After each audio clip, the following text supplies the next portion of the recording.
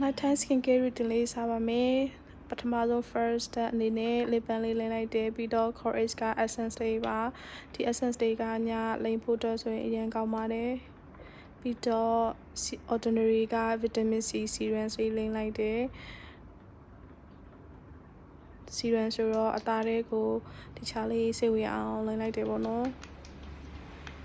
ပြီးတော့ eye cream လေးလို့ eye cream လေးလိမ့်ပါမယ် eye cream က Backnex ပါ local Thai local brand လေးပေါ့နော်ပြီးတော့နောက်တစ်ခု Highness က peptide serum လေးထပ်လိမ့်ပါတယ်ပြီးရှင်ရင် Centella ကဒီ collagen ampoule လေးပေါ့နော်အဲ့ဒါလေးကိုလိမ့်လိုက်တယ်ပြီးတော့ final step အနေနဲ့ Terradon က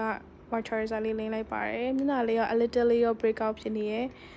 ဆိုတော့အားလုံးပဲ good night ပါ bye bye